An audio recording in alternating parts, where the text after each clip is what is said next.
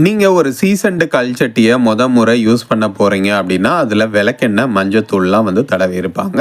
இதை எப்படி ரிமூவ் பண்ணி நம்ம யூஸ் பண்ணுறது அப்படின்னு பார்க்கலாம். இந்த கல்சட்டியை ஒரு அகலமான பாத்திரத்தில் எடுத்து போட்டுக்கோங்க. அதில் நல்லா சுட தண்ணி காய்ச்சி அந்த கல்சட்டிக்கு உள்ளேயும் வெளியிலையும் நல்லா முழுகிற மாதிரி ஊற்றிக்கோங்க. இங்கே டெமான்ஸ்ட்ரேஷனுக்காக கம்மியாக ஊற்றிருக்கோம். நீங்கள் நல்லா கல்சட்டி முழுகிற மாதிரி ஊற்றி வச்சுக்கோங்க. ஒரு மணி நேரம் 2 மணி நேரம் அப்படியே விட்டுட்டிங்கன்னா அந்த எண்ணெய்லாம் வந்து நல்லா பிரிஞ்சு வந்துடும். அதுக்கப்புறம் எடுத்து இந்த கல்சட்டியை நல்லா வாஷ் பண்ணிக்கோங்க. வாஷ் பண்ணுறப்ப இரும்பு நார் எதுவும் நீங்கள் யூஸ் பண்ணாதீங்க. நல்லா சாஃப்டான ஸ்க்ரப்பு யூஸ் பண்ணிங்கன்னா போதுமானது. நீங்கள் யூஸ் பண்ணுற லிக்விட் ஜெல்லோ இல்லை கடலை மாவு கூட நம்ம வந்து யூஸ் பண்ணிக்கலாம். இந்த மாதிரி நல்லா வாஷ் பண்ணி எடுத்துக்கோங்க. நல்லா இதை கழுவிக்கோங்க. கழுவிட்டு முறை நம்ம கேஸில் வைக்க போகிறோம்.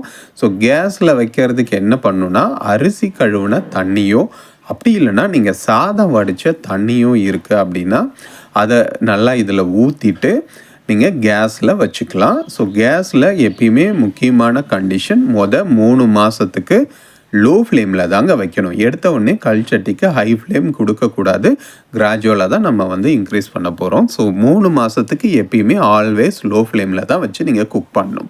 இந்த மாதிரி ஒரு 2 நாள் 3 நாள் நீங்கள் இந்த அரிசி வடித்த தண்ணியை வச்சுட்டு யூஸ் பண்ணிக்கலாம். இப்போ நம்ம குழம்பு வைக்க போகிறோம். குழம்பு வைக்கிறதுக்கு முக்கியமான கண்டிஷன், நீங்கள் எடுத்த உடனே இதில் தாளிக்கக்கூடாது. எடுத்த உடனே எல்லா மசாலாவையும் இதில் போட்டுடணும். இதில் கல்சட்டியில் மசாலா எல்லாமே, அதாவது நீங்கள் பருப்பு வைக்க போகிறீங்கன்னா பருப்பு தக்காளி எல்லாத்தையுமே போட்டுட்டு கூட்டி வச்சுட்டு அதுக்கப்புறமா கேஸில் வச்சு நல்லா ஒரு கொதிக்க விட்டுட்டு நீங்கள் மசிச்சுக்கலாம். மத்து போட்டும் நீங்கள் வந்து மசிச்சுக்கலாம். மசிச்சுட்டு நீங்கள் கடைசியாக தான் தாளிக்கிற ஐட்டத்தை ஆட் பண்ணணும்.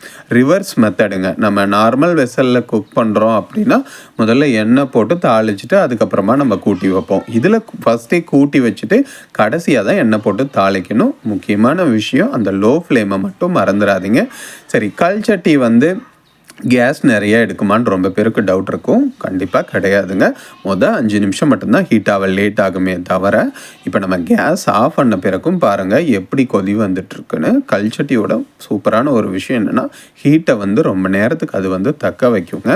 இப்போ பாருங்கள், நம்ம லாஸ்ட்டாக தாளித்து வந்து கொட்டியாச்சு. அவ்வளோதாங்க. கல்சட்டியில் இந்த மாதிரி குழம்பு வச்சு ஒரு 3 மாதம் பழக்கிட்டோம்னா நம்ம எப்படி வேணால் அதை வந்து யூஸ் பண்ணிக்க முடியும். இந்த மாதிரி சூப்பரான ஹேண்ட்மேட் கல்சட்டிலாம் நம்ம சீசன் பண்ணி விறகடுப்பில் வச்சு உங்களுக்கு வந்து பழக்கி கொடுத்துட்றாங்க. நம்மக்கிட்ட இப்போ ஹேண்ட்மேட் கல்சட்டி பார்த்திங்க அப்படின்னா 1.5 லிட்டர்லேருந்து 3.5 லிட்டர் ரேஞ்சஸ் வரைக்கும் அவைலபிளாக இருக்குது. ஸோ தேவைப்படுறவங்களுக்கு நம்ம ரொம்பவே சேஃபாக இந்த மாதிரி பேக்கிங் பண்ணிவிட்டு எல்லா ஊருக்குமே வந்து நம்ம அனுப்பிட்டுருக்கோங்க. ஸோ நீங்கள் எங்களோட வெப்சைட்லேயோ இல்லை வாட்ஸ்அப் மூலயமாவோ ஆர்டர் பண்ணிக்கலாம். தேங்க்யூ.